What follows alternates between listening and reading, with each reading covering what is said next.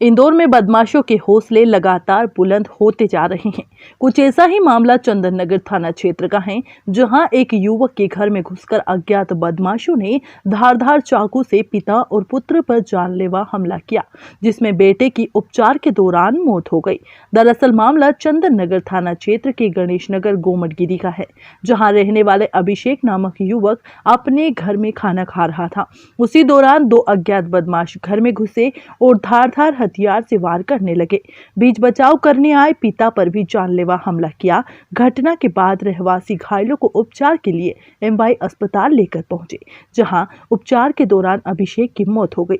सूचना मिलने के बाद मौके पर पहुंची पुलिस ने हत्या का मामला दर्ज कर अज्ञात आरोपियों की तलाश शुरू कर दी है। संभवतः पुरानी रंजिश के चलते हत्याकांड को अंजाम दिया गया है। गोवर्धन पैलेस में एक व्यक्ति अभिषेक उम्र करीब 17-18 साल है। ये घर पर खाना खा रहा था। इसी दौरान में दो लोग अंदर आए हैं और इसके साथ डंडे और चाकू से हमला करके इसको घायल कर दिया। जिला अस्पताल में इसको इलाज के लिए भेजा गया, जहाँ से रेफर एमआईएच के लिए कर दिया गया। अभी सूचना मिली है कि उसकी मृत्यु हो गई है। इसमें प्रकरण दर्ज किया जा रहा है और आरोपियों की तलाश की जा रही है। हाँ सर, बताया जा रहा लाइट बंद करके मारा, कोई पुरानी रंजिश वगैरह पहचानते हैं? अभी ये सारी स्थिति क्लियर होगी, उसके बाद इस संबंध में डिटेल में बताया जा सकेगा। सर, ये इसका बैकग्राउंड आया, अभिषेक का क्या करता था, किस तरह से? अभिषेक मूलतः मजदूरी करता था और काफ़ी गरीबी हालत में है ये पूरा परिवार। सर, किसी के नाम सामने आए या कितने लोग हैं, कुछ घटना की जानकारी? अभी ये सारी स्थिति क्लियर होने के बाद ही बताया जा सकता है। सर, इसके पिता से भी मारपीट की गई है, इस तरह भी पता चला? हाँ, घर में जो भी अन्य लोग मौजूद थे, तो पिता को भी एक डंडे की चोट लगी है और जो भी लोग मौजूद थे उनको हल्की फुल्की चोटें हैं, लेकिन गंभीर रूप से इसी को अभिषेक को चोट आई थी, जिनकी अभी अस्पताल में सूचना मिली है कि इंदौर के राजेंद्र नगर थाना क्षेत्र स्थित बाईपास पर ओमेक्स हिल के 604 नंबर मकान पर मुखबिर से सूचना के आधार पर पुलिस ने दबिश देकर करीबन 6 लोगों को मौके से सट्टा खेलते हुए धर दबोचा है, जिनके पास से पुलिस ने 18 मोबाइल, लैपटॉप, टीवी सहित 41,000 नगद बरामद किए हैं, जिनमें से संतोष व चिराग मूलतः झाबुआ के रहने वाले हैं, तो वहीं हेमंत, नितेश, राकेश और ऋषभ रतलाम के रहने वाले हैं। आरोपियों द्वारा जगह बदल बदल कर सट्टा खाइवाल का काम किया जा रहा था, ताकि पुलिस व अन्य विभाग इन तक न पहुंच सके। लेकिन राजेंद्र नगर पुलिस ने मुखबिर के आधार पर इन सभी को घेराबंदी कर सलाखों के पीछे कर दिया है। पकड़ाए आरोपियों के पास से लाखों रुपए का लेखा जोखा भी बरामद किया गया है। तो वहीं इनसे पूछताछ की जा रही है कि शहर सहित अन्य क्षेत्रों में कहां-कहां किस तरह से सट्टा संचालित किया जा रहा है, जिससे कि आने वाले दिनों में और भी जगह कार्यवाही होने की संभावना है। आईपीएल के सट्टे वाले पकड़ाए हैं, कौन आरोपी हैं, कब से चल रहा था ये और कितने रुपए पकड़ाए हैं, कितने व्यक्ति हैं? जी, यहाँ राजेंद्र नगर थाना क्षेत्र के अंतर्गत में ओमेक्स हिल्स आता है और ओमेक्स हिल में ये 6 आरोपी पकड़ाए हैं। इनके पास से 18 मोबाइल, एक एलसीडी और लैपटॉप और 41,000 रुपये मिले हैं और सट्टे का हिसाब मिला है। और ये मूलतः 4 लोग इसमें से रतलाम के निवासी हैं और 2 लोग इसमें झाबुआ के निवासी हैं।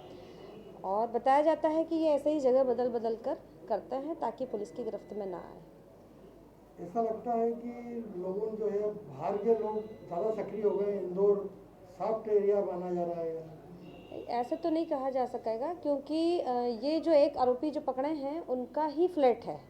तो अब चूँकि ये आउटर में है, बहुत बाईपास पे है, तो उस पर बहुत ज़्यादा नज़र जाती नहीं है, इसलिए एकांत के उस फ्लैट को इन्होंने शायद इसी आरोप के लिए खरीदा होगा। क्या मुखबिर की सूचना पर? हाँ, मुखबिर की सूचना मिली थी कि ओमेक्स में इस तरह का है, तो उसके बाद जो भी डेवलपमेंट थी, मैं कैमरे के सामने वो सारा डेवलपमेंट इसलिए भी बोलना नहीं चाहूँगी कि फिर आरोपी सतर्क होते हैं, उन्हें पता चलता है कि पुलिस की कार्यप्रणाली क्या है। तो मुखबिर की उस सूचना पर अपने जो सोर्सेज डेवलप करने थे वो करें और पक्की सूचना होने पर 604 नंबर के जो ओमेक्स हिल्स का फ्लैट मकान है, उस मकान में से इनको लाइव पकड़ा है। क्या नाम है आरोपियों के? इनके नाम है संतोष जैन, ये संतोष जैन और नितेश तलेरा, हेमंत जोशी, राकेश सकलेचा, ऋषभ बड़ाड़िया और चिराग जैन। संतोष और चिराग जो हैं ये मूलतः रहने वाले झाबुआ के हैं। बाकी ये 4 नितेश, हेमंत, राकेश और ऋषभ ये रतलाम के रहने वाले हैं।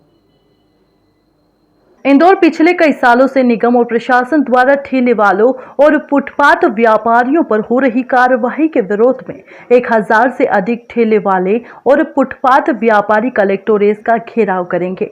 12 अक्टूबर को सुबह 12 बजे कलेक्टर मनीष सिंह को ज्ञापन दिया जाएगा। इसमें बताया जाएगा कि ठेले वालों और फुटपाथ व्यापारियों को बढ़ावा देने और उनके व्यापार को सुरक्षित रखने के लिए भारत सरकार ने कड़े नियम बनाए हैं, जबकि शहर में इनका पालन होने की बजाय उन्हें नष्ट किया जा रहा है।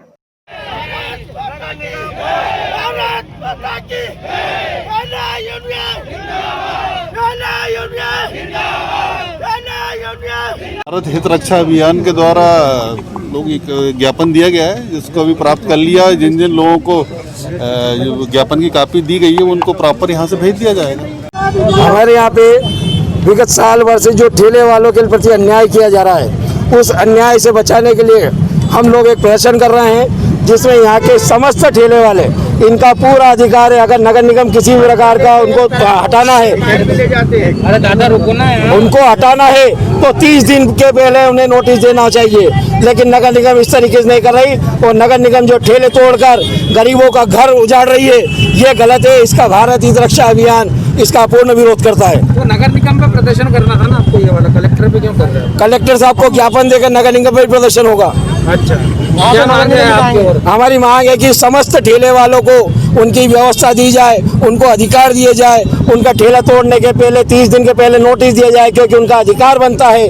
हमारे घर आज की तारीख में बड़े बड़े उद्योग, बड़े बड़े अपने ड्राइवर्स वाले, लेकिन वो वहाँ तक नहीं पहुँच पाते। लेकिन नगर निगम के ये जो ठेले वाले हैं, ये उनके घर घर तक पहुँच कर उनको सामान देते हैं। मांग पूरी नहीं तो आगे क्या प्रदर्शन? मांग कुछ और प्रदर्शन, हमारा उग्र प्रदर्शन होगा। लेकिन नाम और पद बता दो। भूपेंद्र पोद्दार, सामान्य कार्यकर्ता, भारत हित रक्षा अभियान। हमारा जो ज्ञापन है, ये ज्ञापन जो फुटकर व्यवसायी हैं, जो ठेला लगाते हैं, उन लोगों को अपने व्यवसाय करते समय कई बार कठिनाइयों का सामना करना पड़ता है ना। व्यवस्था के नाम पर कई बार उनके ठेले पलटा दिए जाते हैं, सामान जब्त कर लिया जाता है। और जो नया अधिनियम बना है, उस नए अधिनियम में जो मुख्य उसकी प्रस्तावना ही है, तो प्रस्तावना ये है कि उनको अपना व्यापार स्वाभिमान से करने का अधिकार मिले।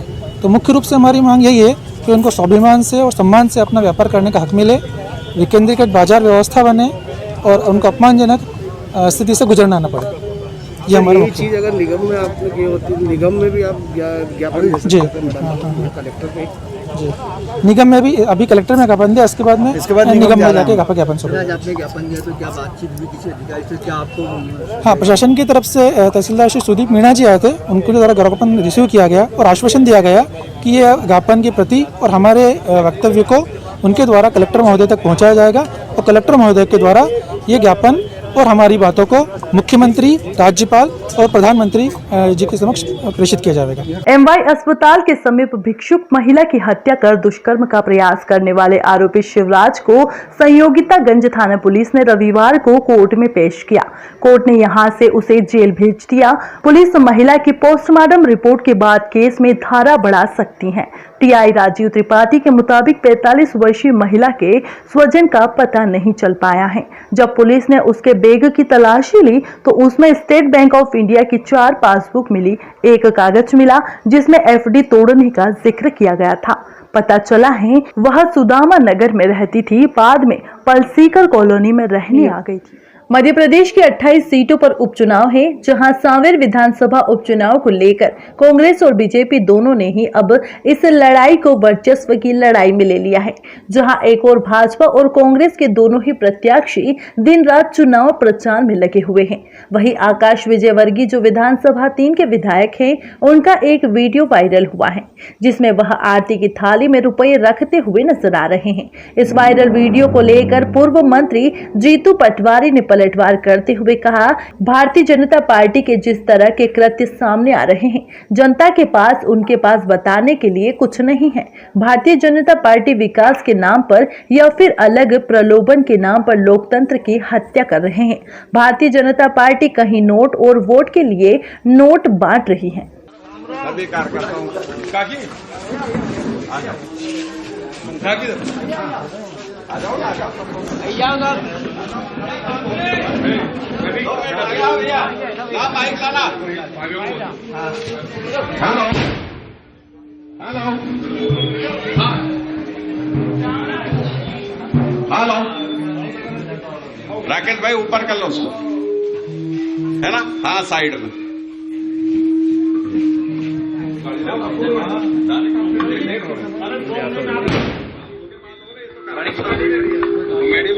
बड़ी गांव है, बड़ी भारत माता की जय, भारतीय जनता पार्टी जिंदाबाद जिंदाबाद। क्षेत्र के सभी वरिष्ठ जनों को, माताओं, बहनों, बेटियों को चरणों में प्रणाम करता हूँ और सभी कार्यकर्ता बंधुओं को प्रणाम करता हूँ। हमारे बीच में उपस्थित मेरे पिताजी के साथ कंधे से कंधा मिलाकर काम करने वाले उनके परम मित्र। भारतीय जनता पार्टी जिस तरीके से कृत्य उनके सामने आ रहे हैं, जनता के पास बताने को कुछ नहीं। एक मंत्री पैसे बांटते हुए पाया गया, साड़ियां बांटी जा रही है, झंडे बांटे जा रहे हैं और अलग अलग तरह के प्रलोभन किसी भी रूप में, किसी रूप में, या चाहे विकास के नाम पे या अन्य, पैसे बांटना और लोकतंत्र की हत्या करना, संविधान का मखौल उड़ाना, तो इनका नेचर बन गया है। जनता देख रही है, सबक सिखाएगी। सुशांत सिंह राजपूत सुसाइड मामले में सीबीआई की जांच चल रही है। बारी बारी से इस केस से जुड़े लोगों को पूछताछ के लिए बुलाया जा रहा है। हाल ही में सीबीआई ने सुशांत डेथ मामले में उस महिला से पूछताछ की जिसने ये कहा कि उसने सुशांत के सुसाइड करने से ठीक एक दिन पहले यानी 13 जून को रिया के साथ देखा था। आपको बता दें कि ये महिला रिया की पड़ोसी है और अब जब सीबीआई ने इस बारे में महिला से तसल्ली से पूछताछ की तो वो अपने स्टेटमेंट से पलटती नजर आई।